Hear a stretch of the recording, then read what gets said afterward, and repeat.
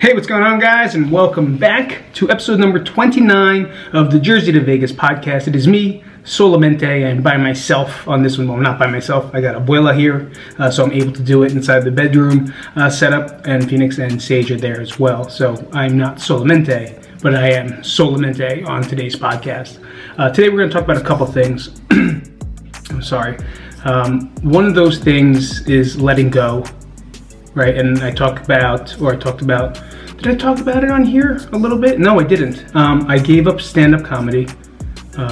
It just wasn't doing the things I wanted or I needed, right? So we could talk about that. I did join jiu-jitsu. I think I talked about that a little bit last time, maybe with Chris was on the mic. I kind of touched up on it and kind of where that's taking me. And lastly is stop trying to be who you used to be. You know, and that's one of the biggest, I could say, downfalls that I have, especially now. Those will be the three things that I'll be talking about today. So hopefully you guys are doing good. On a side note here, I am okay, right? I had a rough, I want to say month. I don't know if it was the medication. It definitely was some of the medication on top of other things, but I had mental breakdowns after mental breakdowns, like crying for no reason, bouts of depression. I can't even tell you. I could not control my emotions at all. Not that we have to, but I had zero control of how I felt, how nervous I was, how angry I got, and just how empty I felt. It was weird. It was very weird. I really feel, I don't want to say I'm on the mends, but like I feel that I've come off it. They've cut back on the medication, lowered down the dosages of the blue and white pill. I don't know what it's called. It's a blue and white pill. So hopefully that will bring down the lithium as well. So it was the blue pill and white pill, and they're cutting down the lithium.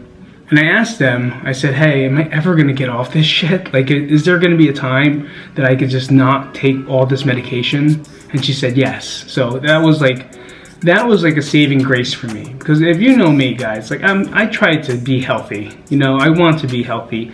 And pumping me up with a bunch of medications and pills and who knows what the fuck's going on inside my body. Like, what's going on inside my body? I don't know. You know, I don't know what's going on inside my body. So to counterbalance that, I've cut out a lot of things inside my diet and the way I eat, because I just know that it's wreaking havoc inside there. Sure, it's good for me mentally, right? It's good for whatever the hell's going on, but at the same time, it's got to be beating up my pancreas and my liver or my kidneys. I don't even know. It's got to be. It doesn't make sense for it not to. It's poison. Right, and it has to go into my body because I need it. So it's a tough road for someone that wants to be pure, I guess you can say. So that's going down, and that's a good thing.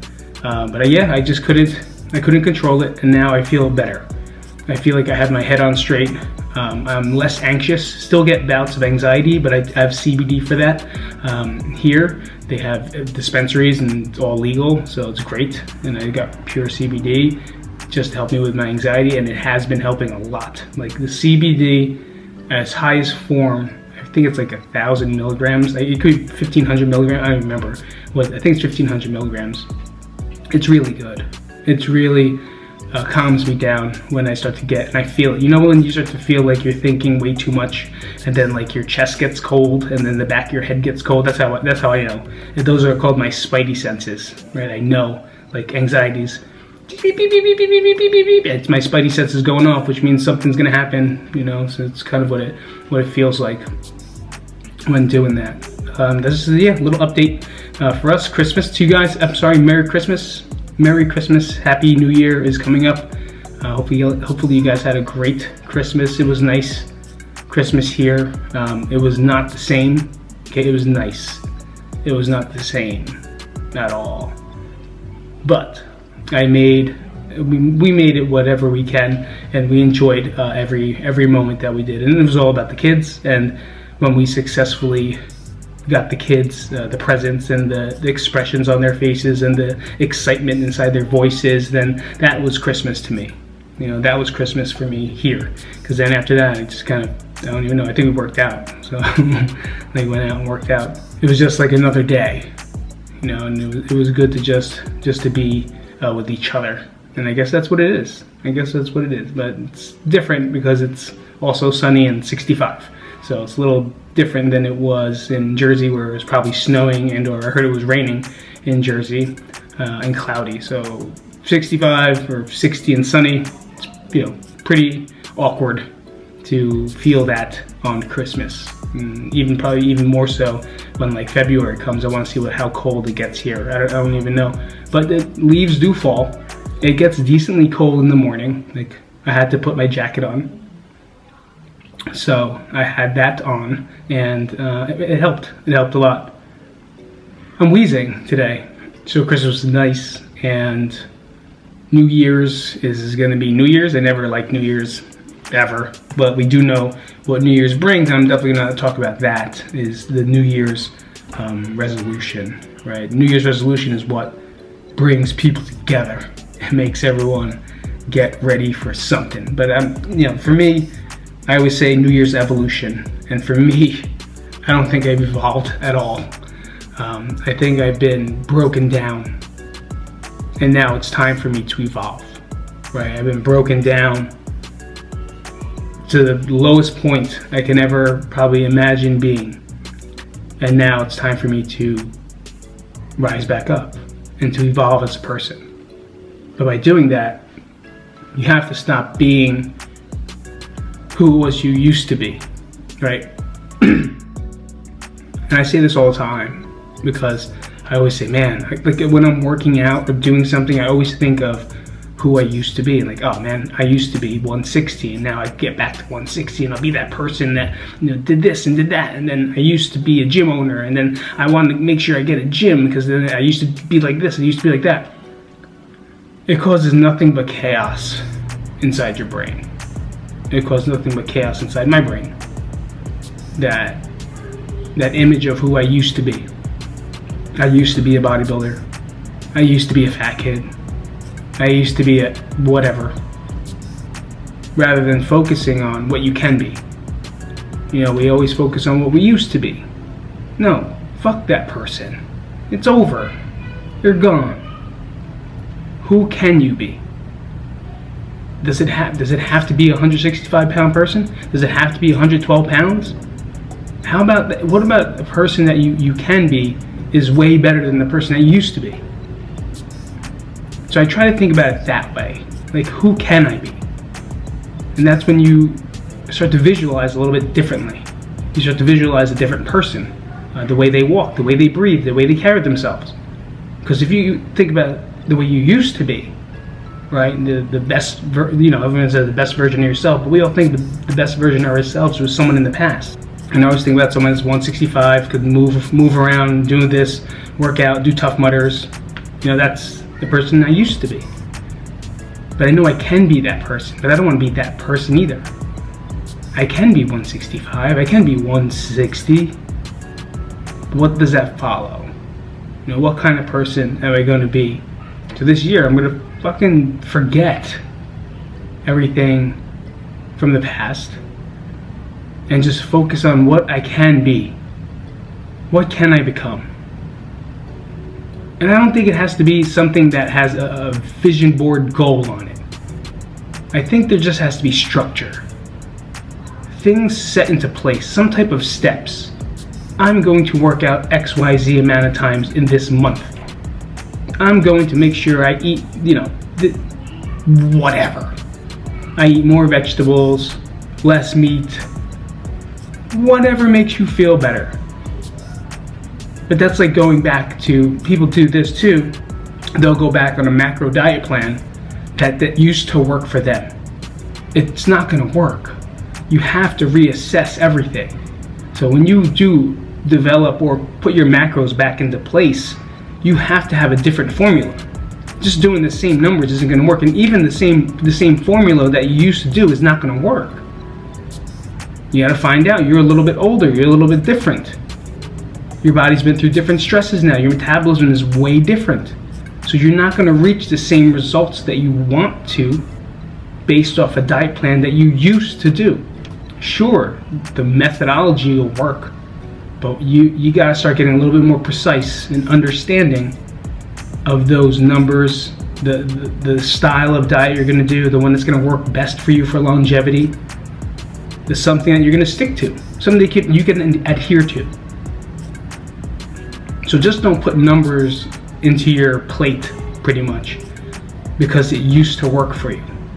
You got to find out a new way to do it. The same thing with me. Like, I would try to just do this macro plan.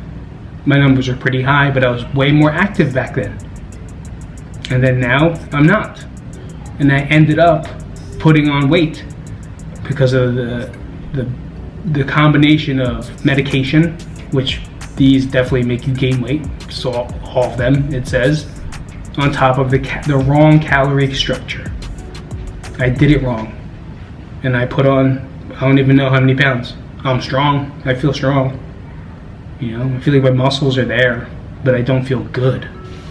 I don't feel good about me carrying myself this way. So whatever it is you need to do, like, get those steps in. But what other steps are you going to take to make yourself better? To be the person you can be. That's what I want to say. You know, the person that you can be has a bunch of steps. Stop smoking. Stop drinking during the week. Maybe cut down to drinking on the weekends. Walk. Get outside and walk. Meditate. Breathe. Do something for yourself. Give yourself an hour. We give so much, and I know you listeners out there are listening to me. You give so much of yourself. So much. I know it. But then when it comes time to giving back to yourself, you don't even allow it. Because now there's no time for you. But you have to find it. And I'm finding that right now that it's helping me. I'm giving myself time in the day for me. In order for me to be better. It's hard. It's very hard to walk away from the family. It's very hard to walk out of this house by myself without feeling selfish, guilty, like a piece of shit that I'm doing something for me. But I have to. And I'm learning that. It's very important. It's a very important step. Maybe make a list of what is it you're going to do. Like, what are you guys going to do? What are your steps? Not who you're going to be. What are your steps to who you're going to be? What are your steps to who you can be? Because if you keep putting those steps and you keep moving in those right directions, you keep just doing them, using that structure, you'll be that person. It'll happen. All right, I'm going to take a quick break. I got to clear my throat. I'll be back. Oh, man, welcome back, everybody. I definitely got to find a new setup here. I'm tired of leaning on this dresser as we're going along. Let's talk about I gave up stand-up comedy and letting go. It's something I loved. Something I love. I still love it. I love stand-up. I love doing it. I love crafting it. What I didn't like, I don't know. There was something about it that it didn't feel the same. It was causing more anxiety. It was causing more panic attacks. It was just causing negative things in my life for me right now.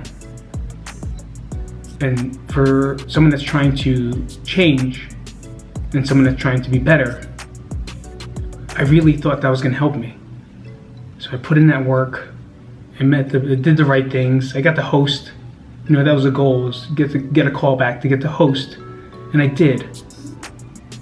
But I took a long look of the longevity of it. And I looked at, what's the lifestyle of a stand-up comic? Well, in order for you to be there and to make it, you have to be able to stay up late. Cannot. Number two, you have to be able to stay up late. You have to be able to travel if you want to do other places and meet new people and get a new following. I'm not traveling. I'm not doing it. No way. And number three, you have to have people like you. You have to work for people to like you. We talked about, I talked about in a YouTube video that I gave up social media for the ones that, the apps that aren't doing good for me. Right now, you may be different, and for me, it's just not working out. I'm not telling you to get off it. It's like, make sure you does this. No, it just doesn't. It's not working for me. And the same thing with stand-up. It just wasn't making me feel good. I was drinking more because I'd go there and I'd feel bad that I'm not buying a drink. So I buy 2 to 3 drinks a night with money I don't have. I'm just pulling away money that I saved to go do stand-up. Now that's 2-3 times a week. And then when I get home, I'm drinking because when I write, I like to drink, have a drink or two, and write for more jokes for people to like me. And now, even if I do good, even if I kill, and if you guys don't know what kill means, it means like you crushed it, like you had them at your hands, you had them anytime you had them laughing, that's killing. I'd always find something wrong with it. And I did good. People were laughing. I'm a funny guy. I am. I know that. But for the sake of my mental health, I had to stop. Because everyone else, I'm looking for everyone else to be happy in order for me to be happy. But even if they are happy because I made them laugh, I'm still not happy because I want more. How do I get more laughs? How do I get them to laugh longer? And that's what the writing part does, right? You gotta dissect your sets and try to find more jokes to put in there. And then when they don't work, it crushes you. And it's just a game of Instagram. Like, I'm creating all these things for people to comment. I'm creating all these things for people to like. I'm creating all these things for hopefully someone shares them. And then what? You get more followers? And that's gonna make me happy? Because I think that's what I need to do for marketing? It's true, you need to. But what am I marketing? Stand-up comedy that no one's gonna come watch me do? Because I have 0 friends here? Hold on, let me promote this show for you guys. To no one, because I have no friends here. It doesn't make any sense for me to do it. Coming home late, and then I wake up super early, because that's just my clock. My clock is an early clock. And for me to drive home at nighttime, I just didn't feel good. For people to laugh at me for 3 minutes, or 5 minutes. So that's why I gave up stand-up. It wasn't helping my mental fortitude. Is that even a word? Fortitude. Wasn't even helping me mentally at all. It was causing so much anxiety. It was crazy. Driving there, thinking about it. Are they gonna like me? I'm in my head. This is the worst joke ever. Is this gonna work? Let me step on stage. It works. That's great. But you could have did this better. You could have did this better. Who recorded my set? No one recorded my set. Oh, because I have no friends.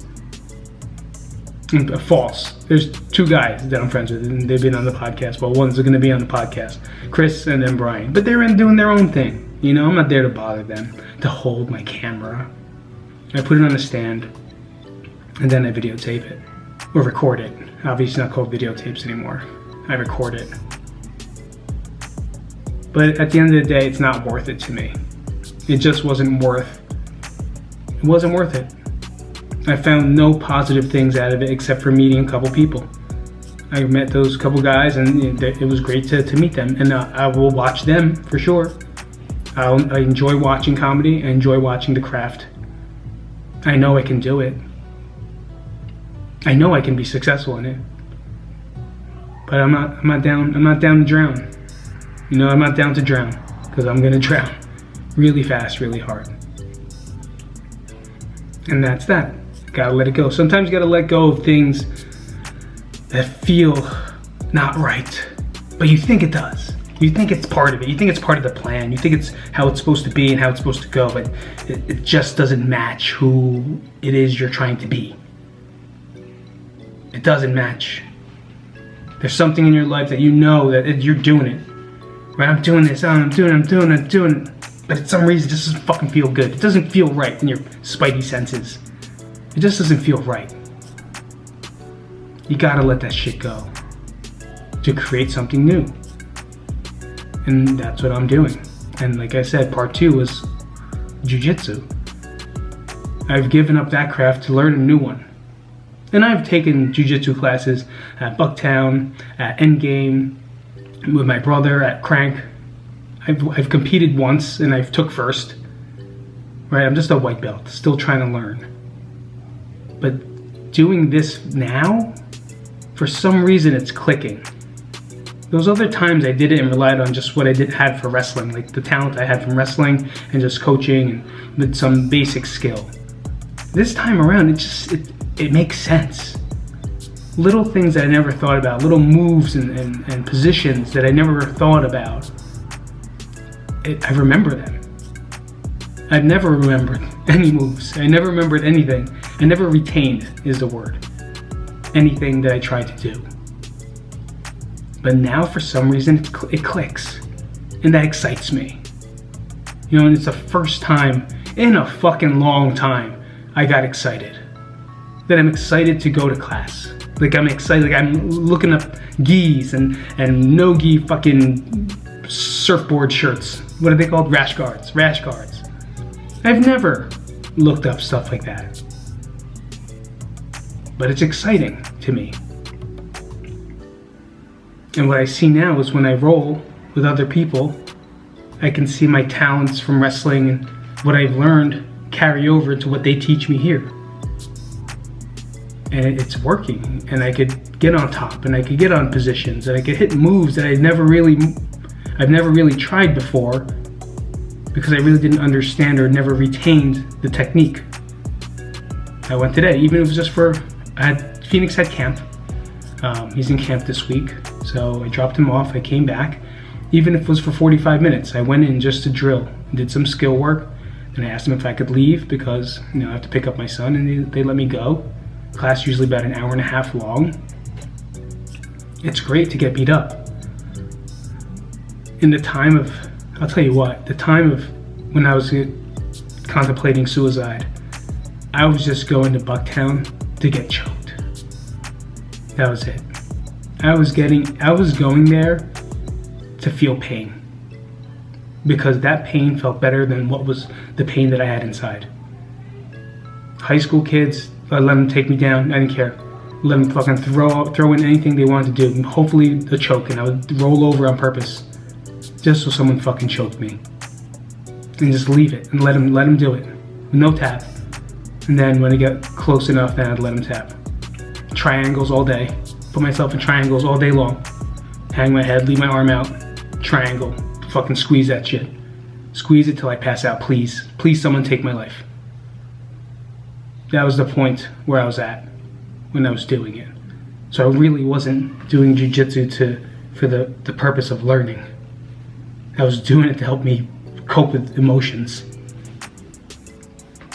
And it did it. It did. Well, I don't know if it was healthy or not. I'm sure it wasn't. But this time around, it's a healthy version. And I'm meeting people and I'm talking to some people. 2 of them are 16 years old, so I guess that doesn't count. Well, of course it counts. They're people. They're 16, but they still know more than me. There's a couple guys there that they're just very friendly. And the school that I go to is super friendly and very much so focused on technique and skill. So I like it. I do more. It kind of worked out because the program that I was doing, Smitty's program, Ageless Athlete, it really prepared me for these mobile positions that I'm going to be in. So I haven't been in. I have some joint pains now, some knee pain, finger pain, hip pain, tightness. But I make sure that I do all the protocol that I was doing inside the workout and the program in order for me to feel good. And it does. And then on top of that, this gym is both. So it's great because it's a jiu-jitsu gym. And you get this key fob. I never knew it was called the key fob. Thing that automatically, electronically opens and locks the door for you. Beep, like that. And it has a full gym. Squat racks, prowlers, kettlebells, barbells. I haven't touched a barbell since, I don't even know when. Oh, and I did bench over here one day when we first got here. But that was it. But the squat, the deadlift with the hex bar, bench press, kettlebells, Airdyne, it's got everything and no one's there. It just opened up 5 months ago. So it's still brand new, and when I work out, there's no one there. It's fucking great. Not gonna last long at all. There's gonna be people there soon. But there's more jiu-jitsu people than there are gym people. And I'm getting back into it. Because now, like I said, I'm focused on who I can be. And one of these steps is getting better at jiu-jitsu. Not only that, getting lighter for jiu-jitsu. Because I was hovering at 195, close to 200 pounds. And I feel it. I feel it in my hips. I feel it when they try to fucking bend my legs over my head. I just feel it. It's not a good feeling. I don't want to be this person anymore. In every way. I'm going to try my best to be what I know I can be. And that's a great person. You know, I'm a great person. Shit, I never said that to myself ever. That's a positive thing. I know I am. And I know I have more greatness inside me that I have to work to get out. And it's gonna happen. And it's gonna happen. It's pretty cool. Deadlifting, squatting. I haven't done that in a while. I've been using top 50-pound dumbbells inside the gym over there. If not, mainly inside the house. I even got 2 dumbbells now. We got 15 pound, but I got a 25-pound kettlebell, 35-pound kettlebell, a 50-pound kettlebell, and 2 dumbbells. Just in case. But also Natalie works out there too now. I got her for Christmas, got her the membership. She's not doing jiu-jitsu. No, she's not doing jiu-jitsu. She hates being touched. But she's lifting again. And she's been very consistent. Inside the home workouts, you know, when she's tired, she didn't want to do it. I think one of the best things you can do as someone that wants to work out, or maybe starting to work out, or even if you're a veteran, right? Get a calendar. And instead of saying, I'm gonna work out 3 times a week, 4 times a week, 1 time a week, 2 times a week, just whenever you work out, just put an X on the day. That's it. It's crazy. She's doing it now. And when you look at it in the total, at the end of the month, there's so many X's. There's so many check marks that's gonna make you feel good. Versus like, oh man, I worked out only 2 times this week. Oh man, I worked out 3 times this week. I wanted to work out 4.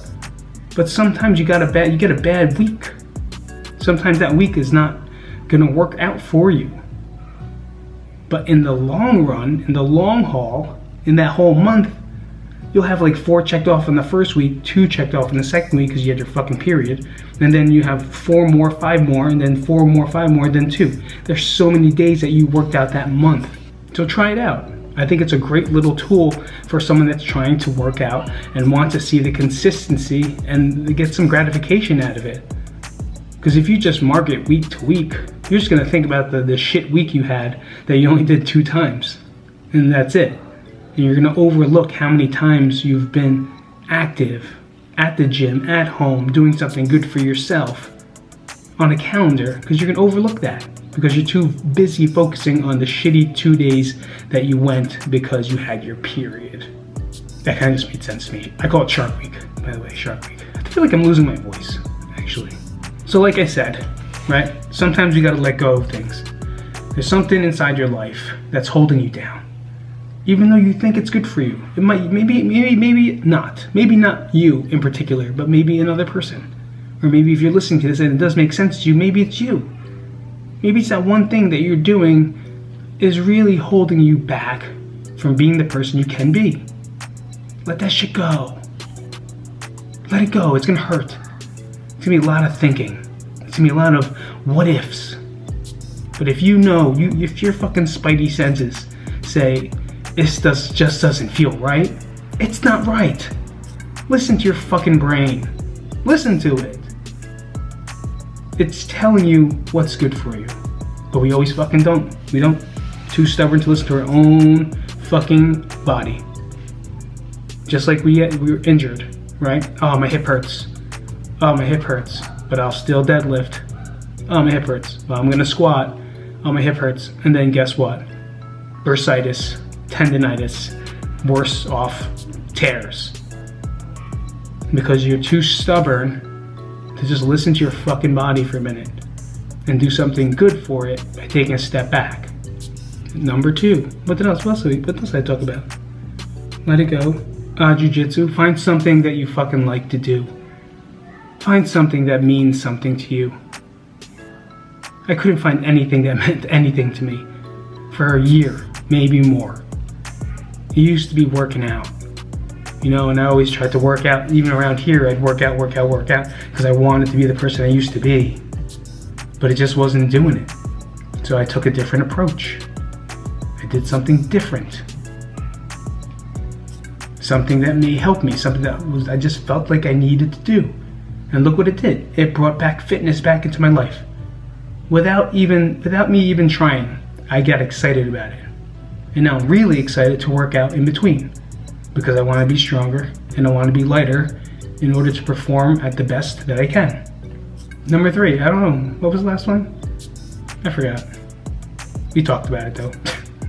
Whatever it was, we talked about it. So, guys, thank you so much for coming out. Let's shout out 2 people. I'm going to shout out Chucky Rose, because he's a monster messenger. He messages me all the time. I'm grateful, Chuck, if you listen. I'm grateful that you watch. I'm grateful that you listen to this, because, I remember Chuck in high school. Of course, I'm talking about high school, because he had fucking fancy cars. Always had fancy cars. I don't know if he has fancy cars now, but he always had fucking anything you see in Fast and Furious. That's what he had.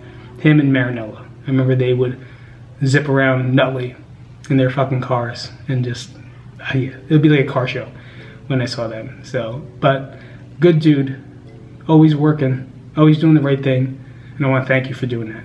And then Ms. Bo Tran. Bo Tran is the most thoughtful person I ever met. I almost cried. I'm crying. No matter what position you're in, she just cares. She's a very caring person and deserves the best. So, thank you, Bo, for everything. The things you've done for me in this past pandemic/recovery pandemic is very meaningful. Thank you for that. And everyone else, go fuck yourselves. I'm just kidding. Guys, thank you so much for coming out today. This is Pete from the Jersey to Vegas podcast, looking like the Mr. Wilson from Home Improvement. I hope you guys have a great one. And this is episode number 29, and I'll see you guys next week or beforehand. Peace out, everybody.